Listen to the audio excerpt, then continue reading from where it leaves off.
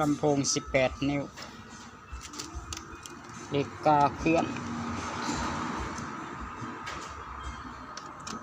ลูกค้ามาเปลี่ยนคอยดึงออกแกนเหล็กกามันติดเลือกมองที่เหล็กกาเคลื่อนแล้วใส่ตอบิดแปรและคอนตีตอกเขาจากนั้นจึงบิดแล้วจึงไงออกแกะออกมาแล้วเราจะเห็นว่าเป็นห้อยบาก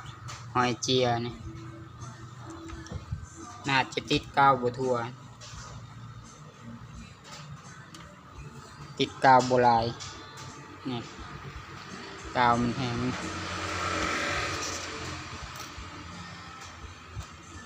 คอยนี่เอาออกแล้วกายครึ่งคอยนี่แต่เบื้องเหล็กกานี่มันติดเดี๋ยวเอามาทำความสะอาดกันเลยเสร็จเหล็กกาให้แห้งทั้งสองเบื้องเล็กและเบื้องดูดจากนั้นจึงเตรียมไม้แหลมๆไม้เซฟเอ็นก็ได้วางใส่4 จุดเสียบใส่4 จุดเลยแล้วจึงทากาว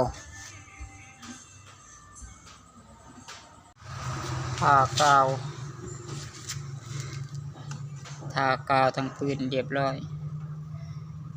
เสียบไม้ปิ้งเอ็นไว้4 จุด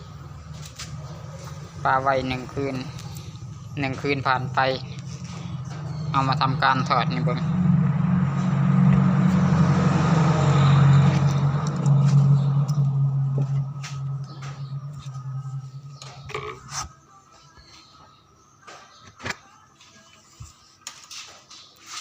เดี๋ยวไต่ไฟฉายให้เบิ่งเด้อ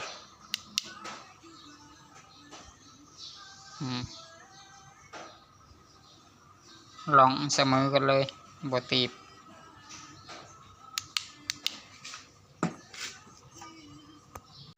ใส่คอยใหม่ทากาวแห้งเตรียมเป่าฝุ่นแล้วก็อนามัยหมวกแล้วก็ติดฝา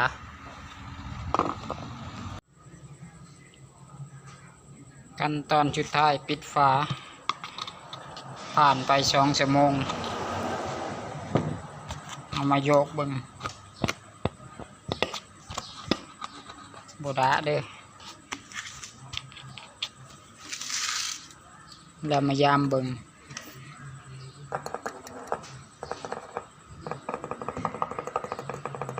ดังกอกๆถือว่าผ่านแล้วสมบูรณ์งานซ่อมเหล็กกาเคลื่อนปาก18 นิ้ว